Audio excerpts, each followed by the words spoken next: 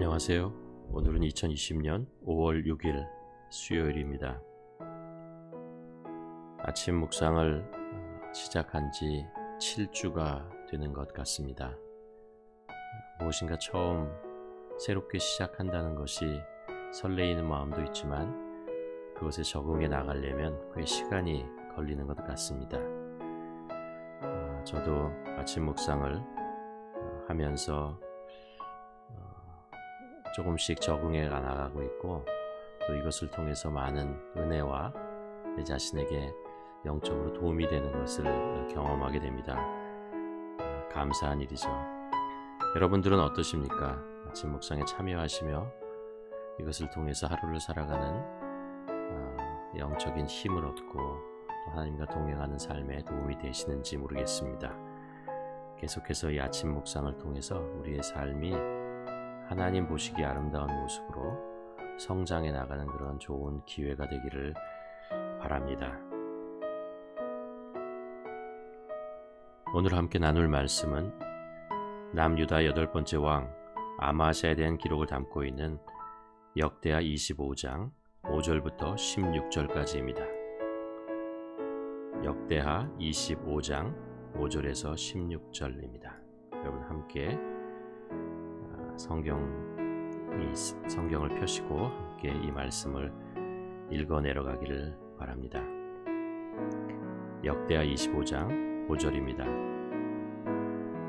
아마샤가 유대 사람들을 모으고 그 여러 족속을 따라 천부장들과 백부장들을 세우되 유다와 베냐민을 함께 그리하고 20세 이상으로 계수하여 창과 방패를 잡고 능히 전쟁에 나갈 만한 자 30만 명을 얻고 또 은 100달란트로 이스라엘 나라에서 큰 용사 10만 명을 고용하였더니 어떤 하나님의 사람이 아마샤에게 나와서 이르되 왕이여 이스라엘 군대를 왕과 함께 가게 하지 마옵소서.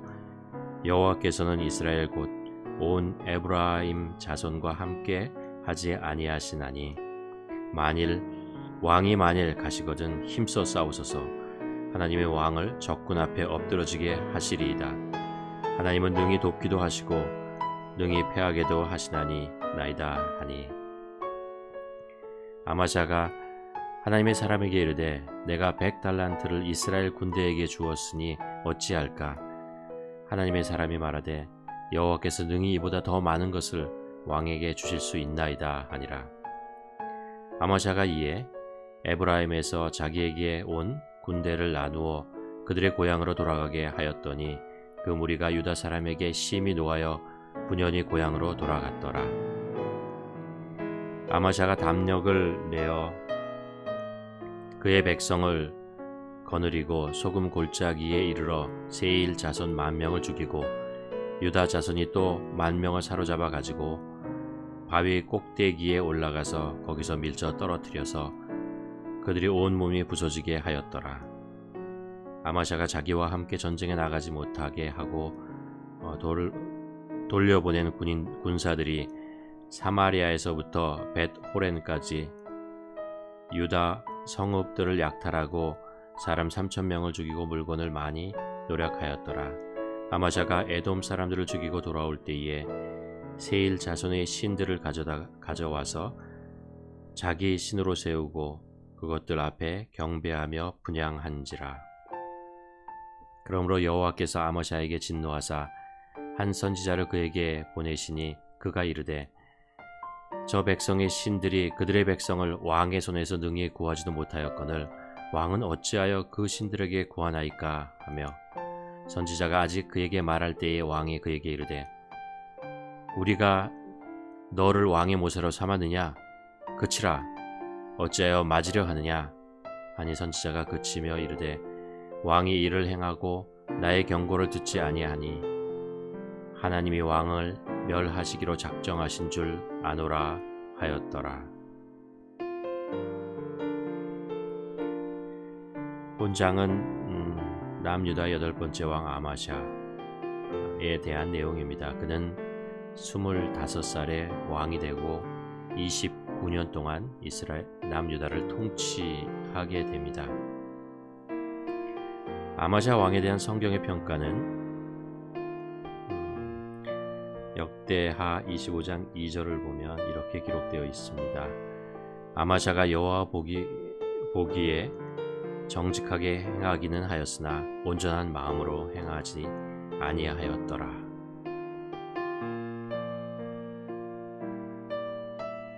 참 애매한 평가처럼 들립니다. 올바른 일을 하였으나 마음을 다하지는 않았다. 대체로 하나님 보기에는 어느 정도 정직한 면을 보이기도 했지만 사실 그 마음으로부터 진정으로 우러나와 행한 것은 아니라는 것입니다. 애매한 평가가 아니고 아마샤가 애매한 인생을 산 것이죠. 과연 마음을 다하여란 무슨 뜻일까요? 어떻게 하는 것이 마음을 다하여 행하는 것일까요? 성경은 아마샤의 인생 전체를 두 번의 전쟁으로 정리합니다. 첫 번째는 에돔과의 전쟁이고 두 번째는 북이스라엘 요아스 왕과 전쟁입니다. 이 두 번의 전쟁 모두 아마샤 자신이 일으킨 전쟁이었습니다. 에돔과의 전쟁에는 승리하였지만 북이스라엘과의 전쟁에서는 패하고 맙니다. 첫 번째 전쟁은 이런 것이었습니다. 에돔과의 전쟁이었는데 에돔은 다윗 때 이스라엘 속국이 됩니다. 그러다가 여호람 왕 때 반란을 일으켜 유다로부터 독립을 하게 되지요. 그때 여호람이 그들을 치러 갔다가 오히려 포로가 되어 위험한 상황까지 갔다가 겨우 도망 나왔고 그 이후로 에돔은 유다의 통치 밖에 있게 됩니다. 그리고 이제 50년쯤 지난 후에 아마샤 왕은 내부의 정권을 강화하고 이제 에돔을 정벌하려고 합니다.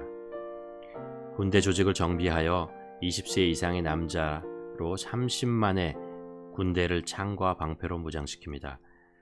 그러고도 부족하게 느꼈는지 북이스라엘로부터 10만 명의 싸움꾼 용병들을 은 100달란트를 주고 고용합니다. 그래서 총 40만 명의 군대를 일으킵니다. 그런데 이때 하나님의 사람이 나타나서 북이스라엘 용병들을 데리고 전쟁에 나가지 말 것을 강권합니다. 아마샤 왕은 이미 은 100달란트를 지불했으니 곤란하다고 하자 하나님의 사람이 하나님께서 그보다 더 많은 것을 주실 것이다 라고 약속합니다.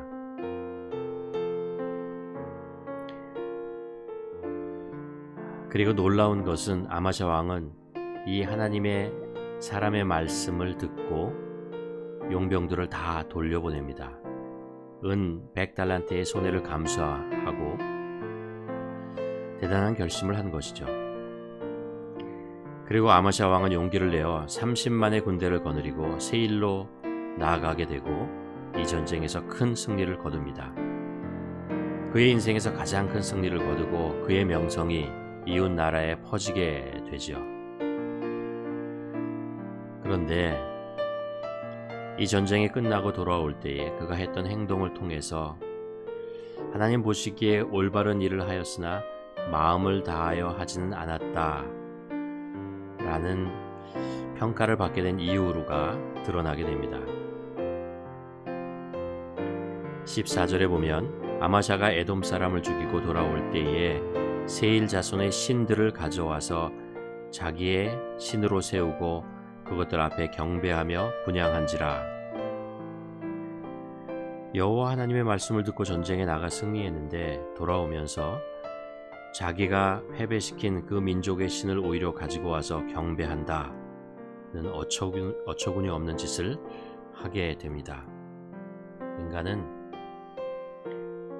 참 논리적이고 합리적인 것 같지만 사실은 그렇지 않은 것 같습니다. 하나님께서 아마샤에게 선지자를 보냅니다. 그리고 그 행동을 질책합니다. 그런데 이번에는 이 하나님의 말씀을 듣지 않고 오히려 선지자를 위협하고 쫓아내버립니다. 아마샤의 마음속에 하나님을 경배하는 마음이, 경외하는 마음이 없었다는 것이 드러나는 것이죠. 명분은 있었으나 마음에서 나온 전쟁은 아니었다는 것입니다. 겉으로는 에돔과의 전쟁을 벌이는 것이 충분한 명분이 있었습니다. 하나님께서 다윗 왕에게 주었던 곳인데 여호람 왕 때 반란으로 빼앗겼고 이제 도로 찾아오는 것입니다. 하나님의 뜻과 부합한 행동을 한 것처럼 보이지만 그 내면에는 하나님을 경외하는 마음에서 순종한 것이 아니었습니다. 아마샤의 마음에 하나님을 경외하는 마음, 믿음이 없었다는 것은 그 다음 전쟁에서 더 분명하게 드러나게 됩니다. 두 번째 북이스라엘과의 전쟁이죠. 그가 에돔과 전쟁에서 승리하자 이번에는 북이스라엘 요아스에게 전쟁을 하자고 제안합니다. 그러나 요아스 왕은 전쟁을 하고 싶은 마음이 없었습니다. 그래서 전쟁을 하지 말자고 제안을 합니다. 그런데 아마도 에돔과의 전쟁에서 승리에 도취한 아마샤 왕은 이번에도 북이스라엘과의 전쟁을 하려고 했던 것 같습니다. 성경은 그가 전쟁을 한 이유가 하나님의 뜻을 따르지 않고 에돔 신의 뜻에 따른 것이라고 전합니다. 결국 전쟁은 벌어지고 아마샤는 전쟁에서 패하고 포로로 잡혀 자기 땅 예루살렘 성으로 끌려가는 수모를 당하고 예루살렘 성도 무너지고 성전에 있던 금, 은, 보물들을 빼앗깁니다. 그리고 많은 사람들이 볼모로 북이스라엘로 잡혀가게 됩니다. 치욕적인 패배를 당하게 되는 것이죠.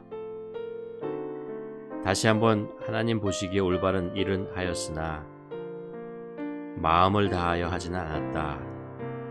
이 평가를 들은 이유가 드러나는 것입니다. 아무 명분이 없는 전쟁을 승리에 도취되어 저지른 전쟁, 자신의 힘을 과시하기 위한 전쟁, 마음이 하나님을 향하지 않은 인생, 그 끝은 결국 패배였습니다.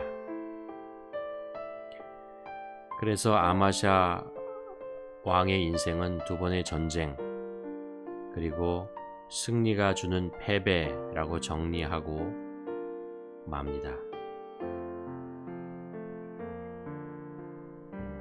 사람은 승리했을 때 믿음이 견고해질까요? 아니면 패배했을 때 견고해질까요? 현대말로 바꾸면 사람은 성공했을 때 더 믿음이 견고해질까요? 아니면 패배했을 때 더 견고해질까요? 사람은 무엇인가 잘 되고 있을 때 하나님과 가까워지나요? 아니면 무엇인가 자기가 원하는 대로 되지 않을 때, 힘들 때, 어려울 때 더 주님과 가깝게 되는가요? 아마 마음은 전자이고 싶지만 현실은 후자인 것 같습니다.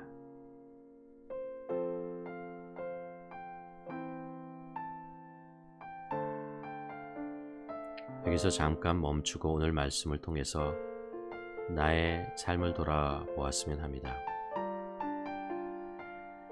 내 인생에서 가장 잘 나갈 때가 언제였던가? 또 내 인생에서 가장 힘들고 어려웠을 때는 언제였던가? 그때 나의 인생은 어떤 모습이었나? 언제 나는 하나님 보시기에 마음을 다하여 하나님을 찾았던가?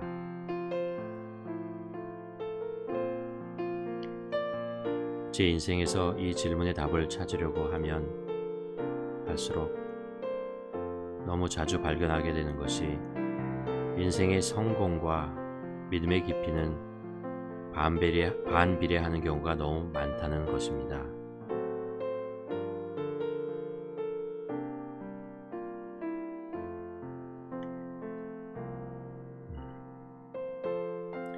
우리는 지금 인생에서 가장 다시 찾아오지 않을 시간을 보내고 있는 것 같습니다. 이때 인생을 조용히 성찰해 보는 것이 하나님이 이런 시간을 주신 이유 중에 하나라고 믿습니다. 나의 과거의 삶뿐 아니라 앞으로의 삶에 대해 생각해 보아야 하지 않을까요? 지금은 힘들지만 하나님께서는 앞으로 우리 인생에 크고 작은 성공과 기쁨을 경험하게 하실 것이라고 믿습니다. 그때 나는 눈에 보이는 성공에 도취되어 교만해지지 않고 오히려 하나님께 마음을 다하여 더 겸손하게 나아갈 수 있기를 소원합니다. 지금 우리가 묵상해 볼 질문도 이것입니다. 내 인생에서 가장 잘 나갈 때가 언제였던가? 내 인생에서 가장 힘들고 어려웠을 때는 언제였던가? 그리고 그때 나의 신앙은 어떤 모습이었나? 언제 나는 하나님 보시기에 마음을 다하여 주님을 찾았던가? 우리의 지난 인생을 한번 돌아보며 아마샤 왕의 인생을 비교하며 한번 질문하며 묵상하고 하나님이 주시는 깨달음 한번 그것을 발견하는 시간을 갖기를 원합니다.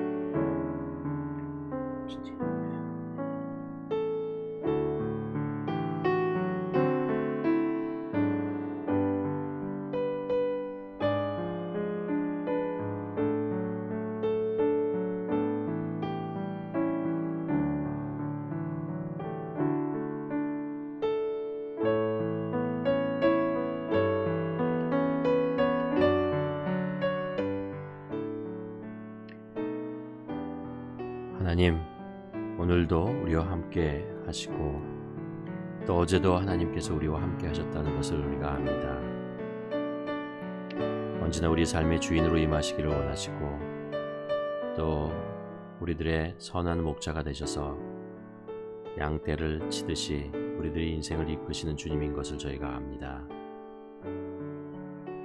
코로나 바이러스로 힘든 시간을 보내고 있는 이때에 오히려 하나님 앞에 나아가서 나의 지나온 삶을 돌아보고 그곳에서 하나님의 손길을 발견하기를 소원합니다. 우리 인생의 굴곡마다 나는 어떤 모습을 살았는지 보게 하여 주시옵소서. 혹시 아마샤 왕처럼 하나님 보시기에 올바른 일을 하였으나 마음을 다하지는 않은 그런 인생을 살아온 것은 아닌지요. 혹은 내 인생에 있었던 몇 번의 성공에 도취되어 하나님을 멀리하지는 않았는지요. 주님, 우리가 어떤 상황에 놓이던 하나님을 경외하게 하시고 늘 겸손하게 주님을 찾는 자가 되게 하여 주시옵소서. 예수님의 이름으로 기도합니다. 아멘.